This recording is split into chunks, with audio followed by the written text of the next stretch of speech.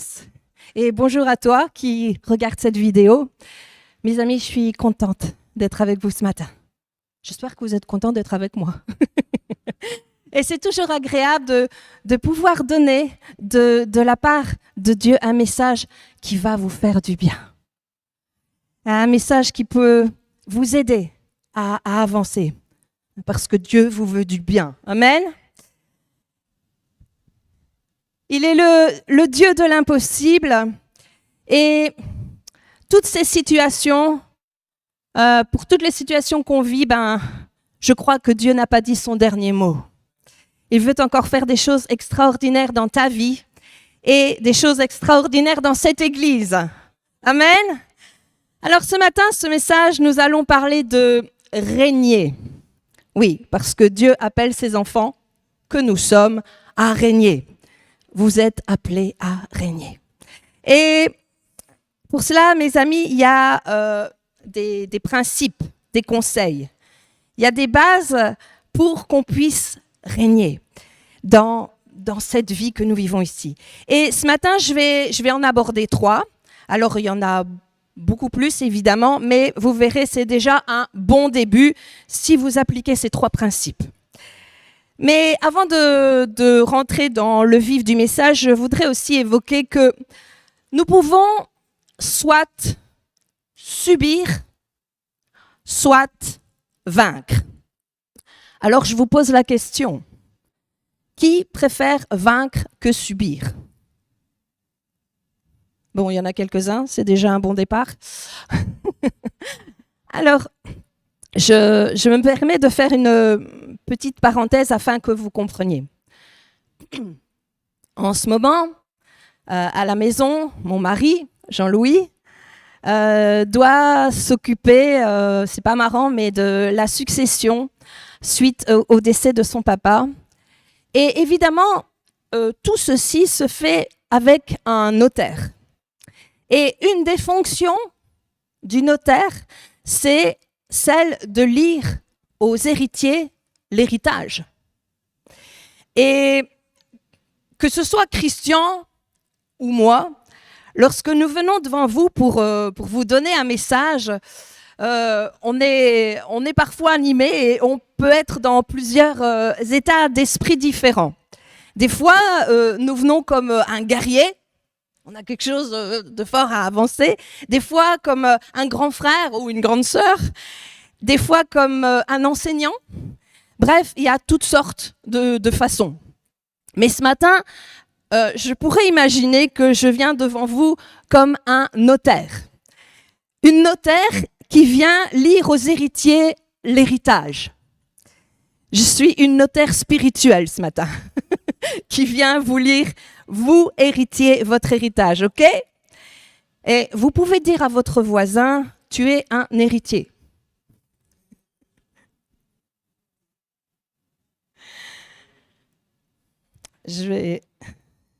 Est-ce que vous connaissez John D. Rockefeller ?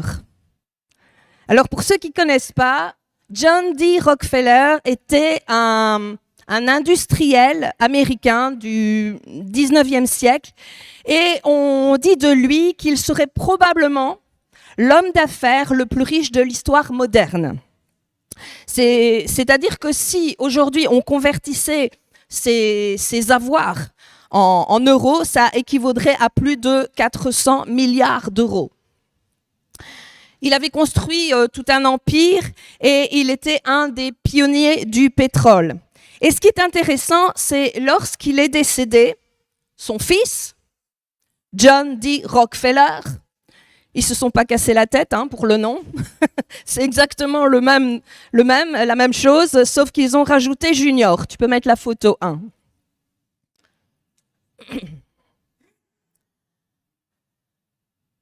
Merci Nicolas. Alors, son fils, John D. Rockefeller Jr., a hérité de tout son empire.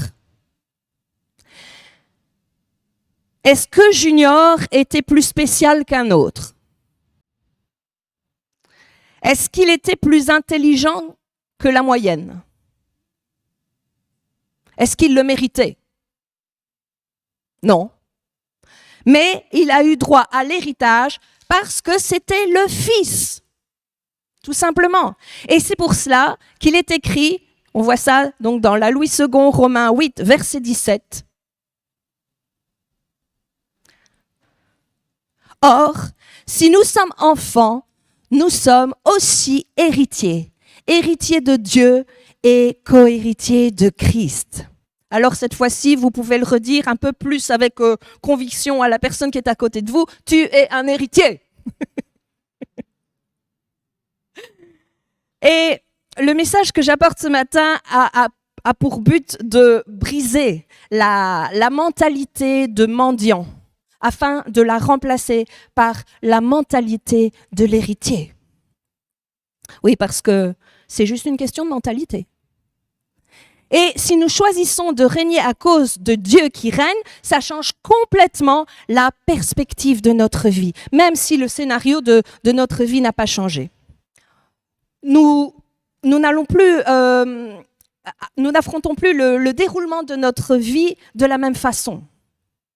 Nous l'affrontons en tant qu'héritiers. Nous ne sommes plus des mendiants, nous sommes des fils et des filles de Sa Majesté, le Roi des Rois. Amen. Alors, dans la parole, dans la Bible, elle est remplie de métaphores. Je vais vous en raconter une, qui n'est pas biblique, mais qui va vous faire comprendre quelque chose. C'est la métaphore de la petite souris et du grand éléphant. Et donc nous avons cette souris minuscule avec cet éléphant gigantesque à côté d'elle qui traverse un pont. Et alors qu'ils traversent ce pont, tous les deux, avec la force et le poids, le pont, il est secoué, il est ébranlé, ça bouge.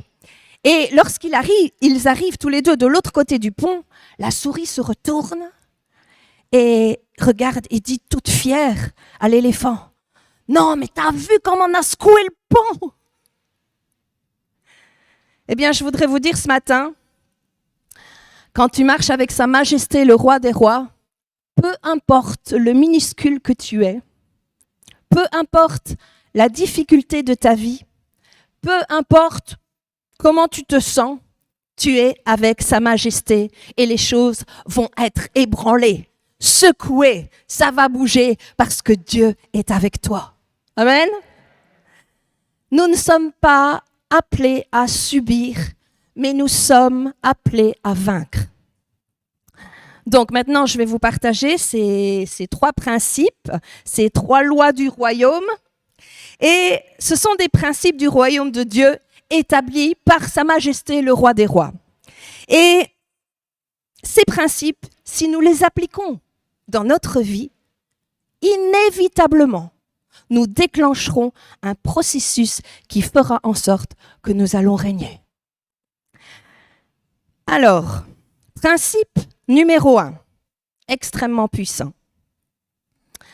Donc le premier, c'est pour régner, c'est deviens un semeur.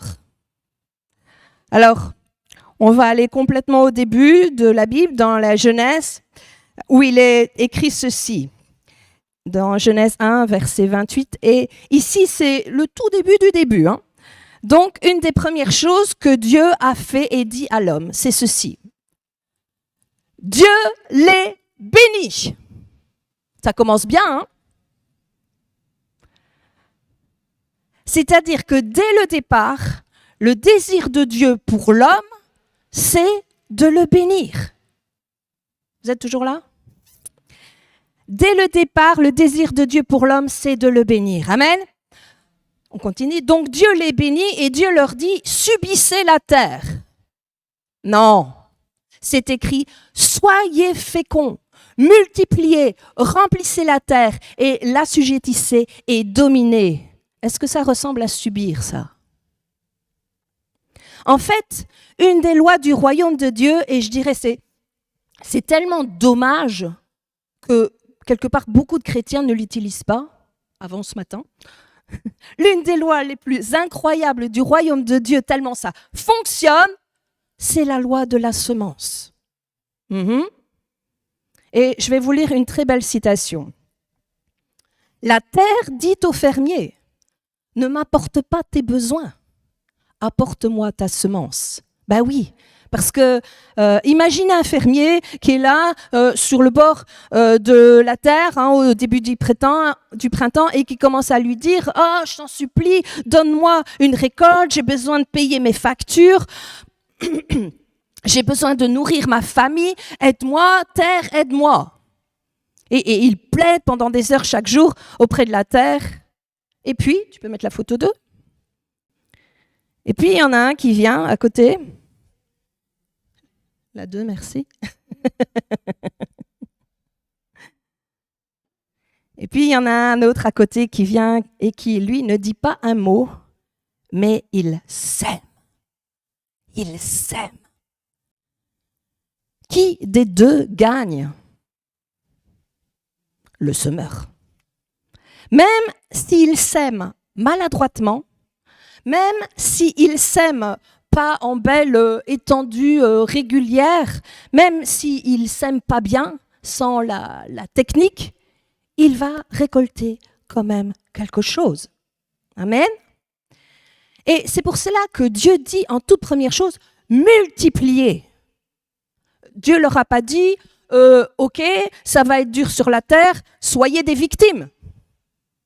Non, il leur a dit, soyez féconds, multipliez, vous allez me remplir cela, vous allez remplir la terre. Et je crois qu'il faut repenser à cette parole et ne pas la limiter à juste la notion de procréer et d'engendrer des êtres humains. Ça va plus loin que ça. Mais en fait, ce que ça veut dire, c'est de produire à partir de ce qu'il a placé en nous. C'est-à-dire d'accomplir à partir de ce que Dieu nous a accordé à chacun. Le semeur va régner et ne manquera jamais. Alors c'est vrai que c'est un principe qui vient complètement à l'encontre de toutes les pressions sociales qu'on peut entendre partout autour de nous. Il faut garder parce que sinon nous allons manquer de ceci, nous allons manquer de cela. Mes amis, pas dans le royaume. Parce que la semence ne peut pas faire autrement que de produire quelque chose. Et Dieu a mis ce principe qui est extrêmement fort dans le naturel, bien sûr, mais également dans le spirituel. Et je vais vous raconter cette histoire. Il y a eu une histoire vraie. Il y a eu, il y a quelques années, un incendie dans un musée qui conservait des trouvailles archéologiques d'Égypte, avec des vases qui contenaient des graines vieilles de plus ou moins 2000 ans. Et forcément, pour éteindre le feu, les pompiers ont dû arroser d'eau tout ça. Et ils se sont rendus compte peu de temps après, dans les décombres de l'incendie, ils ont retrouvé des graines qui avaient germé. Ces anciennes graines avaient conservé, malgré les siècles, ce principe de vie de produire quelque chose. Moi, je trouve ça extraordinaire. Donc, ce matin, si nous décidons de régner avec Dieu et que nous décidons de vivre une vie où l'on règne avec Dieu, eh bien, c'est une vie où on va devoir semer. Pour bien comprendre le principe, écoutez ceci. Nicolas, c'est là qu'on va pouvoir enchaîner. Je vais parler de fruits. Je vais pas parler d'un fruit incroyable ou exotique, mais quelque chose qu'on connaît bien chez nous, la pomme. Et donc, chaque pomme contient des pépins. Et en moyenne, c'est entre 5 et 10 pépins. Et vous serez d'accord avec moi, ces pépins sont une semence. Cela veut dire qu'un pépin, une semence de pomme, peut donner un pommier. Et un pommier, il donne plein de pommes. Donc, ça veut dire qu'à partir d'une seule semence, tu peux mettre la photo suivante, je peux avoir une forêt de pommiers, bien sûr. OK ? C'est pour ça que si à partir d'aujourd'hui, je décide de semer, Je vais créer quelque chose. Je vais multiplier quelque chose. Et c'est pour cela que la mentalité de subir, c'est une mentalité, on va dire, oh, j'ai besoin, donne-moi, aidez-moi, faites-moi. Tandis que la mentalité vaincre, c'est cette mentalité qui dit, bon, je ne sais pas comment je vais faire, mais en attendant, je sème.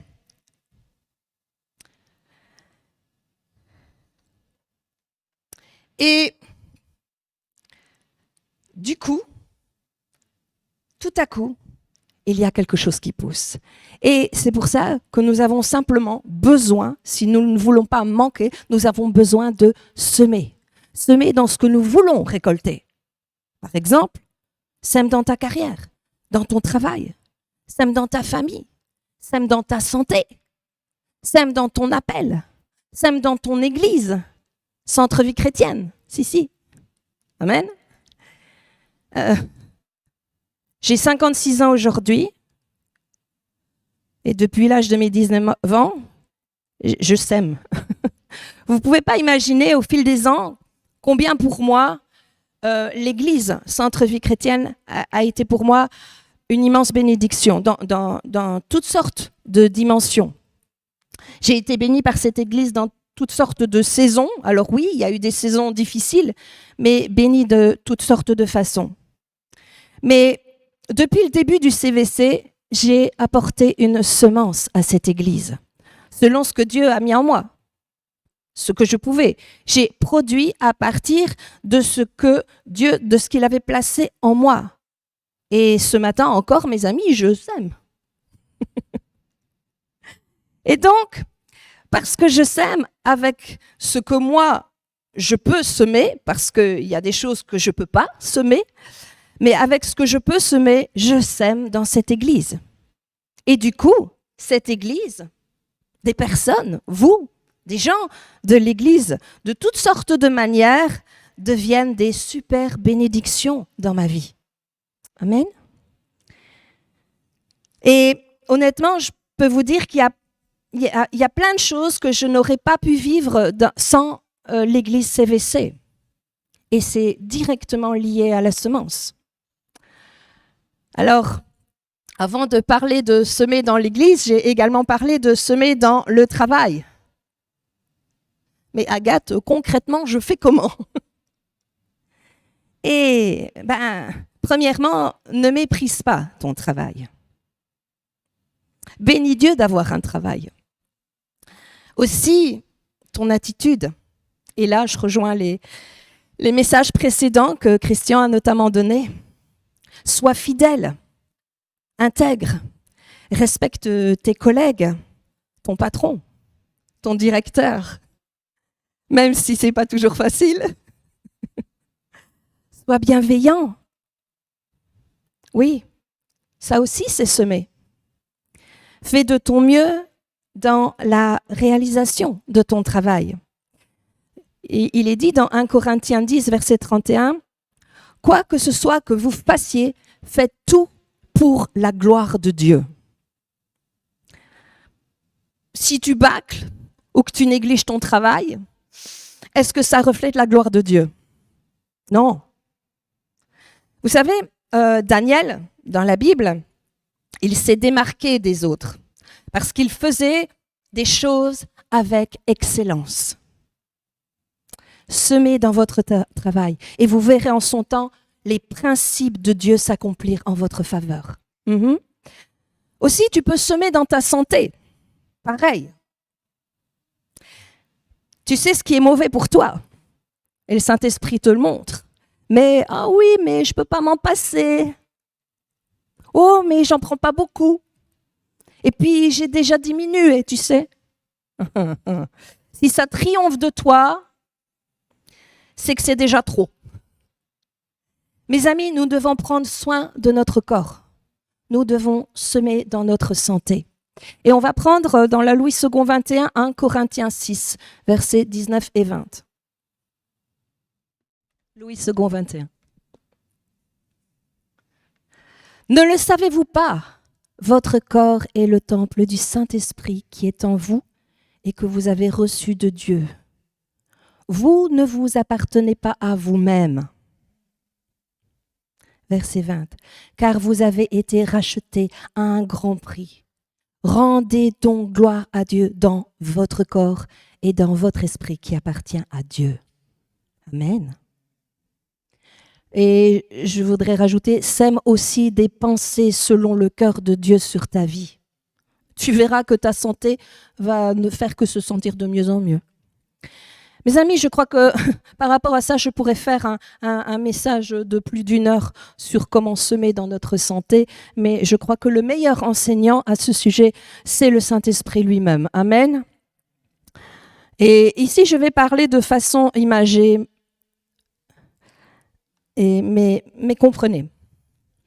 Est-ce que vous connaissez l'expression l'herbe est toujours plus verte chez les autres ou chez le voisin? Eh bien, aujourd'hui, décidez d'être le voisin.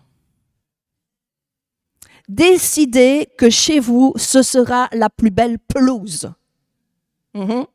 Et ce n'est pas le tout de souhaiter avoir le plus beau gazon. Mais vous devez faire en sorte d'avoir le plus beau gazon. Vous avez peut-être l'impression d'être un mauvais jardinier, mais gardez juste à la pensée, à l'esprit que la semence, ça marche. Vous avez l'impression que votre pelouse est un petit peu clairsemée, avec des zones où il y a pas d'herbe, des trous. Mais mes amis, là où vous voyez ces vides, ces manques, commencez à semer. Pas besoin d'être expert, mais prenez juste des semences et semez là où il y a pas d'herbe, là où c'est pas beau. Prenez soin, arrosez, mettez la meilleure semence dans ces zones. Ça va pousser. Ça va pousser là, exactement là où vous voulez que ça pousse. Amen. Alors, tu peux mettre la photo 6.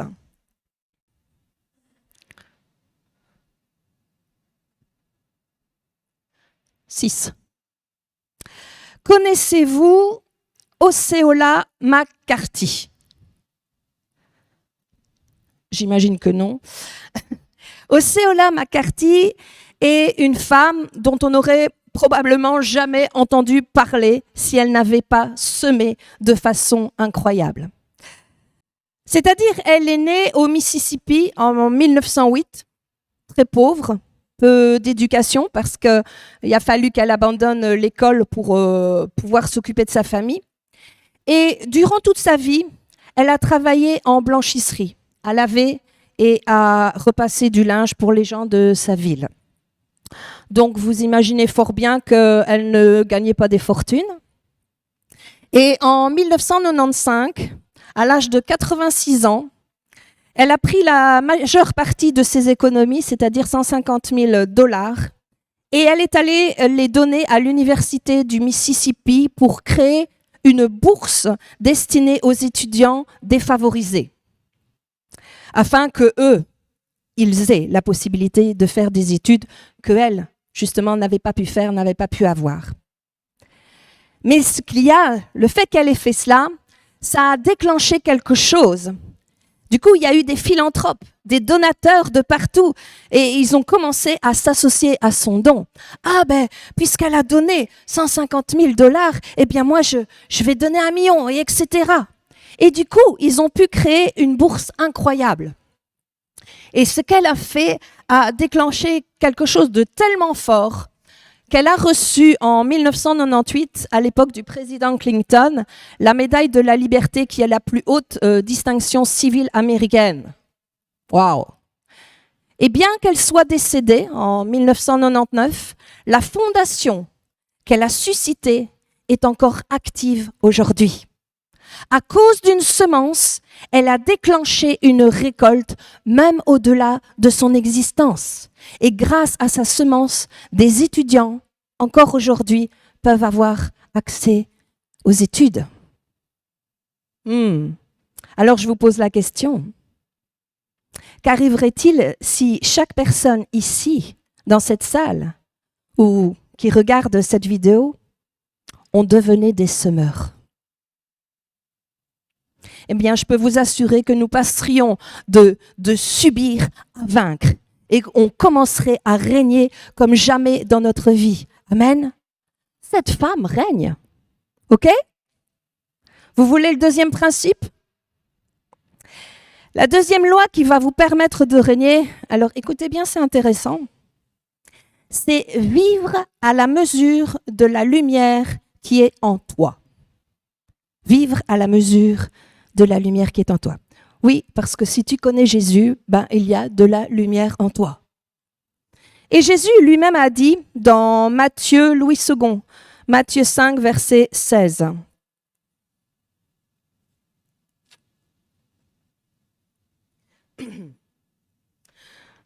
Que votre lumière luise ainsi devant les hommes afin qu'ils voient vos bonnes œuvres et qu'ils glorifient votre Père qui est dans les cieux.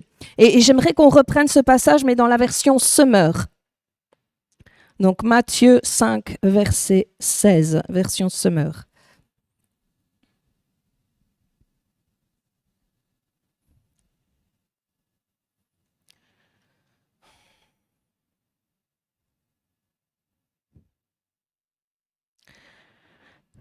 C'est ainsi que votre lumière doit briller devant tous les hommes pour qu'ils voient le bien que vous faites et qu'ils en attribuent la gloire à votre Père céleste. Amen. Christian, justement, la semaine passée, il nous a parlé de cela, du fait de luire, de briller, afin que Dieu soit vu au travers de nous. Vous savez, la parole de Dieu n'est pas compliquée, mes amis. C'est simple ce que ça dit. Que la lumière luise ou brille pour que les gens voient. Et résultat, Dieu est glorifié.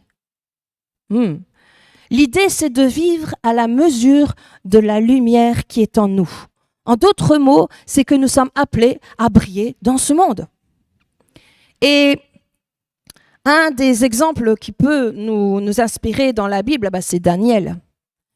Daniel brillait tellement que le roi de Babylone l'a remarqué. Et on voit, et on va le prendre dans Daniel 6, verset 3, dans Louis II.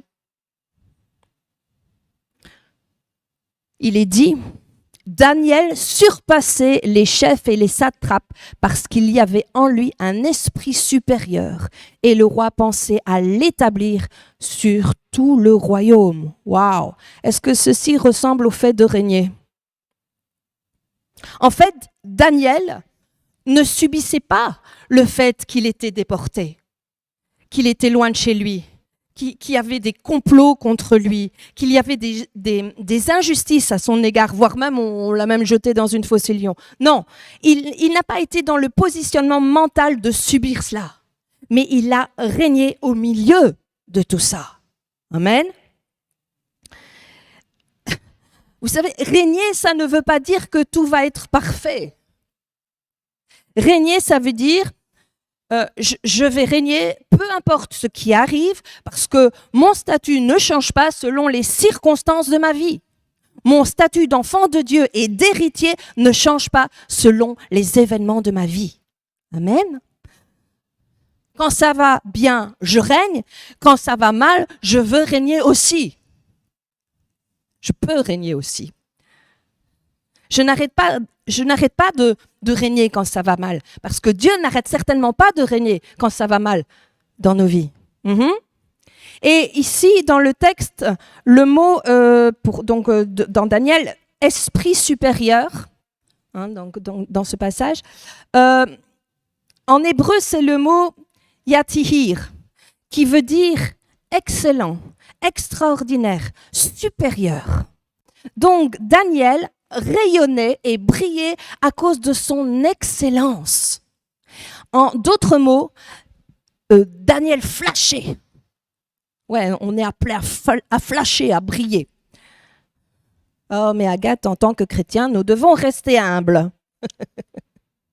Non, mes amis, ceci, c'est pas un appel pour être orgueilleux, mais c'est tout simplement que Dieu nous appelle à briller parce que quand tu as de la lumière en toi, sans que tu t'en rendes compte, les gens te voient, les gens regardent à ce que tu es. Et il faut faire extrêmement attention. on est vu, on est observé.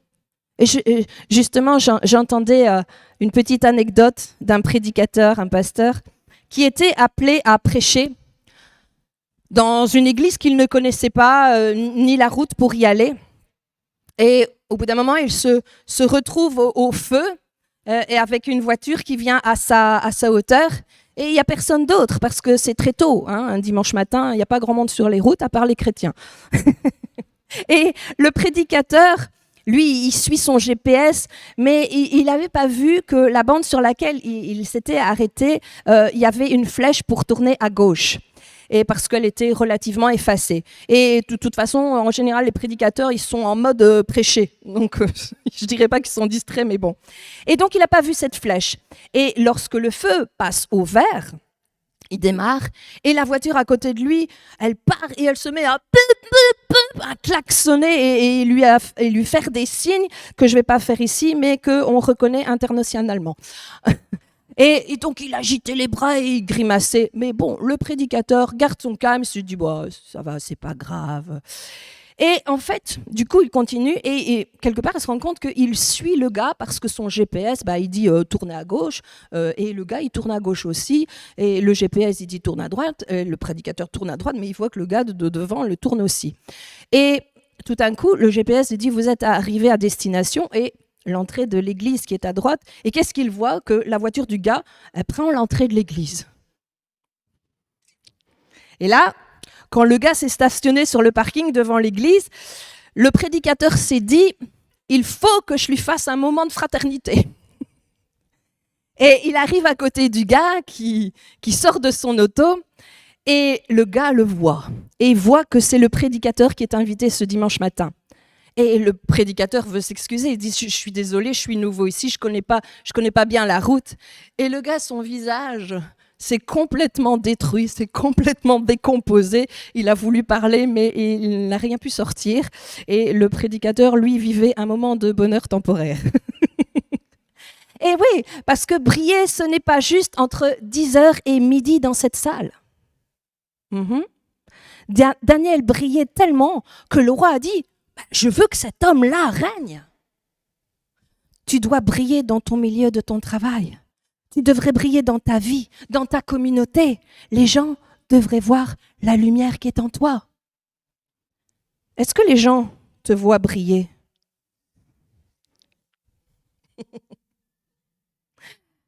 Alors, permettez-moi encore une histoire pour illustrer un autre point. Et mon mari va être très surpris parce que ce n'est pas du tout quelque chose auquel je suis sensible. Je vais parler de voiture. Mais je sais que ça va faire plaisir à certains. Alors, c'est un homme qui avait un ami qui travaillait pour une compagnie de location de voitures de luxe. Des voitures de haut de gamme, de très haut de gamme. Et il lui dit, tiens, est-ce que ça te dit, ça t'intéresse? J'ai besoin d'un chauffeur pour ramener une des voitures. Et cet homme, du coup, il sait, mais il ne regarde même pas son agenda. Il a dit oui tout de suite. Et il est allé pour ramener la voiture et il a dû ramener une Lamborghini. Pasquale.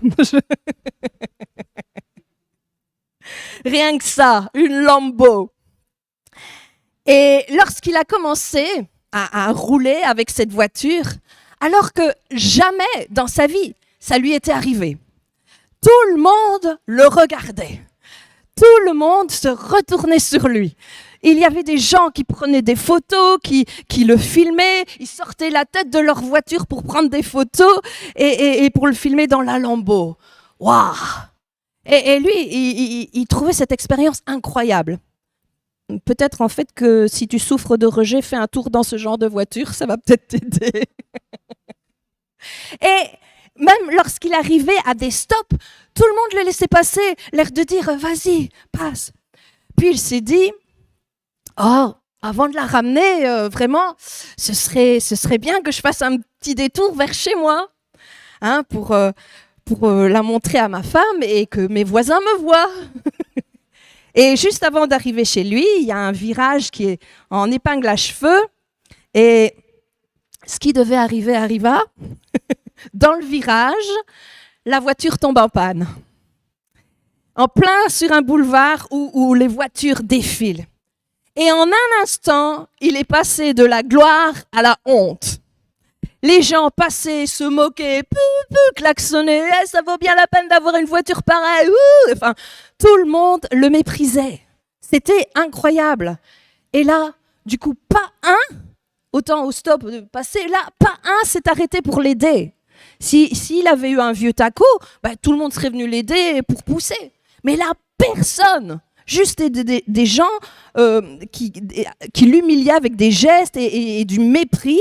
Et en fait, la leçon dans cette histoire, c'est que quand tu flashes, quand tu brilles, eh bien, les gens attendent plus d'une Lamborghini que d'un vieux taco. On s'attend plus d'une Lamborghini que d'un taco. Eh bien, ce matin, j'aimerais m'adresser à des Lamborghini spirituels. Nous sommes des Lamborghini spirituels. Lorsque nous avons Jésus en nous, soyons la lumière et brillons. Nous régnons. Et c'est pour ça que nous sommes appelés à vivre à la mesure de la lumière qui est en nous. N'oublions jamais la lumière qui est en nous. Nous ne pouvons pas vivre comme quelqu'un qui subit.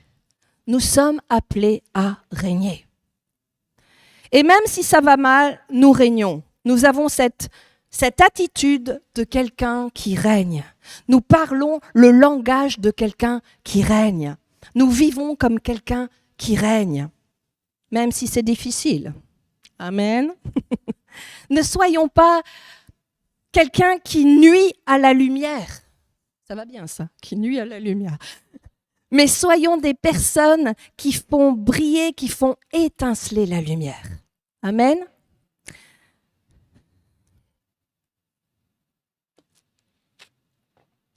Et pour finir, le troisième principe du royaume qui va nous permettre de régner.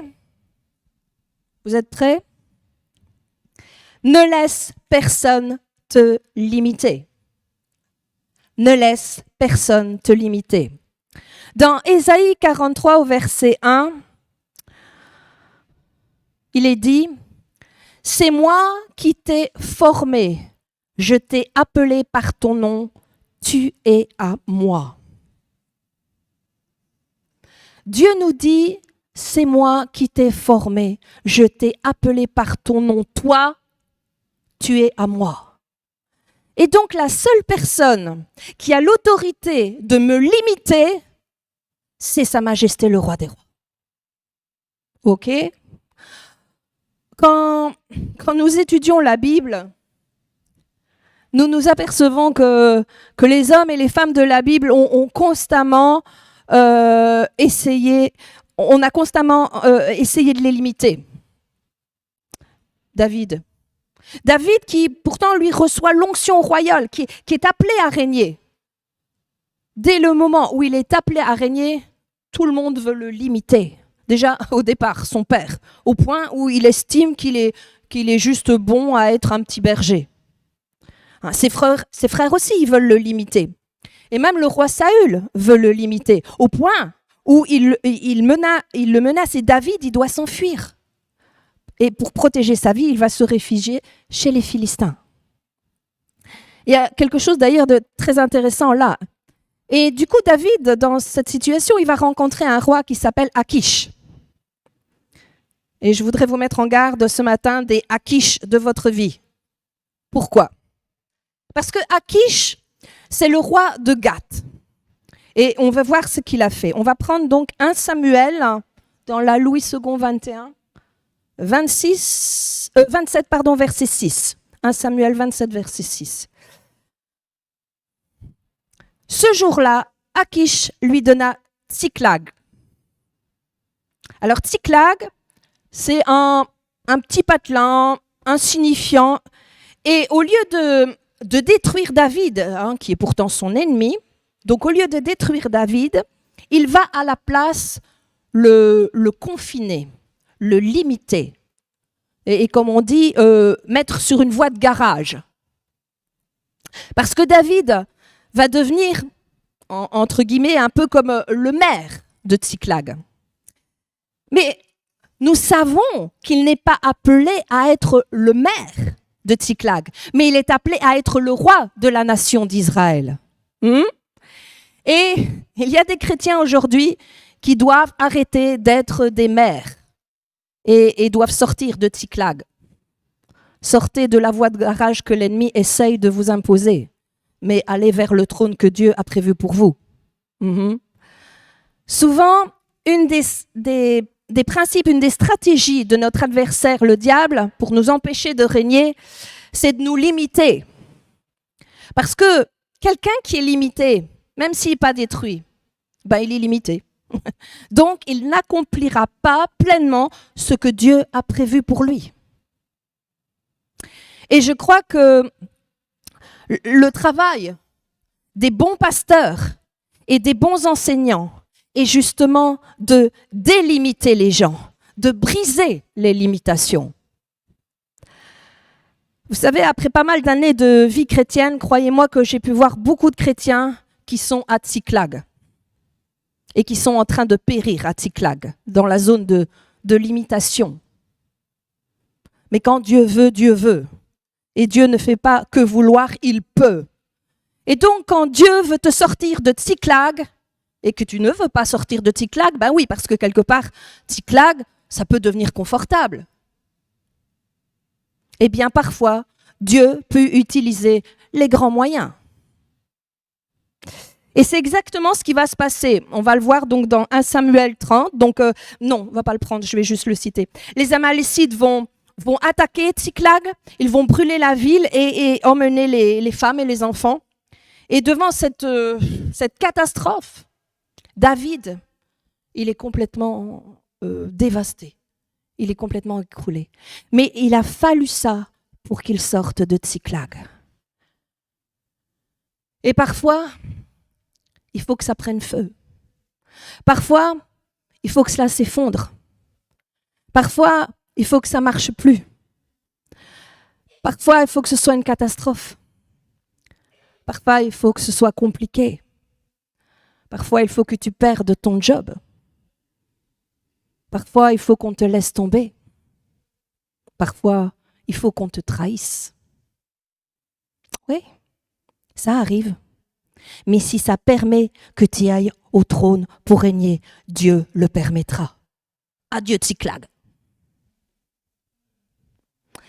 Donc cet événement a permis un tournant dans la vie de David. Et c'est ça qui l'a sorti d'un contexte de limitation que Dieu n'avait pas prévu pour lui.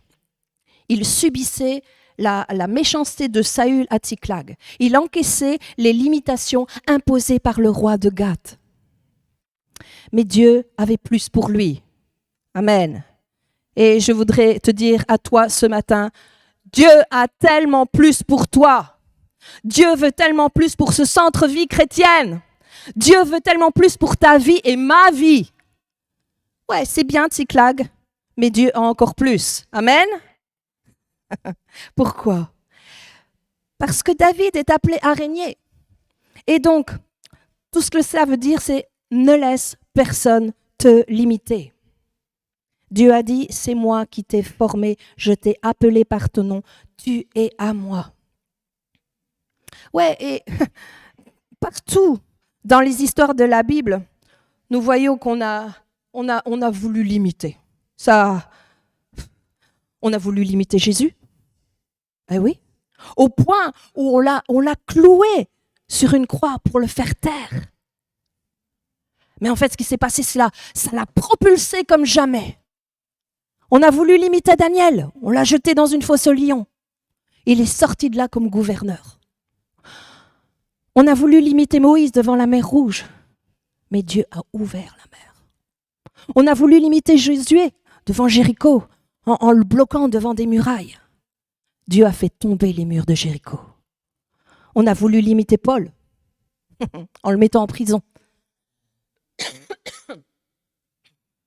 Mais vous savez, c'est en prison que sont sortis des écrits puissants de Paul, des conversions des autres prisonniers, d'une famille complète et leurs serviteurs. Amen. Ne laisse personne te limiter. on va très souvent essayer de faire de l'aigle un poulet. Et mes amis, ce matin, dans cette salle, il y a des aigles. Mais il y a des aigles qui sont dans des cages, comme des poulets. Et il n'y aura jamais un poulet qui pourra comprendre l'aigle. Et l'aigle n'a pas besoin de s'expliquer au poulet. L'aigle règne tout simplement. Ne laisse personne vous limiter. Mais aussi un autre point que je veux ajouter dans ça. Gédéon. Gédéon, lui, il s'est auto-limité. Il s'est lui-même limité. Je suis le plus petit dans la famille de mon père et mon clan est le plus faible. Il a fallu que l'ange de l'Éternel le raisonne. Lève-toi, va avec la force que tu as, vaillant héros. Là, il l'a délimité. Et du coup, j'ai envie de dire ce matin, lève-toi, va avec la force que tu as, vaillant héros. Et le peuple dit, alors peut-être, et pour finir, tu t'es auto-limité ou tu t'es fait limiter par les autres, mais sache que Dieu t'appelle à régner. Vous savez, le même vent qui éteint une bougie peut embraser une forêt. Qu'est-ce que vous choisissez d'être? Une bougie ou une forêt? Choisissez d'être une forêt. Ne laissez pas le vent qui souffle sur votre vie éteindre la flamme, le ministère, l'appel, la vision, le rêve, la mission que Dieu vous a confiée. Le vent souffle, mais au lieu de m'éteindre, ça va m'embraser dans le nom de Jésus. Je vais régner. Alors ce matin, pour tous ceux qui se sentent limités, nous allons proclamer « Je vais régner ». On va mettre en pratique? C'est bien. Alors, je vais lire et à chaque fin de phrase, vous allez répondre à ce que j'ai lu en disant « Je vais régner ». On essaye? Bien. Et ceux qui regardent cette vidéo, écrivez en commentaire « Je vais régner ». Alors, écoutez bien. On peut enfermer un aigle dans une cage, mais dès que la porte s'ouvre, ses ailes se déploient et il s'élève plus haut que n'importe quel autre oiseau. Alléluia. On peut cacher le soleil derrière les nuages pour un temps, mais au bout d'un moment, il va percer et illuminer tout. Tu peux être limité un moment, mais tu vas briller quand ta saison va arriver. On peut bloquer un torrent avec un barrage, mais plus l'eau est retenue, plus la pression monte jusqu'à ce que le barrage cède et que l'eau inonde le terrain. Plus on essaye de limiter ton appel, plus ta percée sera puissante. Alléluia. La perle reste cachée dans l'huître, invisible, méprisée peut-être, mais quand elle est révélée, elle devient un trésor inestimable. Tu es peut-être ignoré ou limité, mais Dieu va faire éclater ta vraie valeur au moment opportun. Romains 8, 17 nous dit « Or, si nous sommes enfants, nous sommes aussi héritiers de Dieu et co-héritiers de Christ. Je vais régner. » Oh, amen. Alors, je vais terminer. Et en tant que notaire, je vais lire votre héritage si vous voulez bien. Oui? En fait, ce matin, vous devez prendre possession de votre héritage. C'est à vous et c'est ce que Dieu a pour vous. Et voici, je vais lire votre héritage. La vie éternelle et le pardon de tes péchés en Jésus-Christ. La liberté et la fin de tes chaînes. La provision et la bénédiction sur ta vie et ta famille. L'amour et la paix dans tes relations. Le miracle et la guérison. Les opportunités sans limite. La récolte dans le jardin de ta destinée. Prenez possession ce matin de votre héritage. Amen. Amen. Voilà, je vous souhaite, avec toutes ces bonnes choses, un bon dimanche.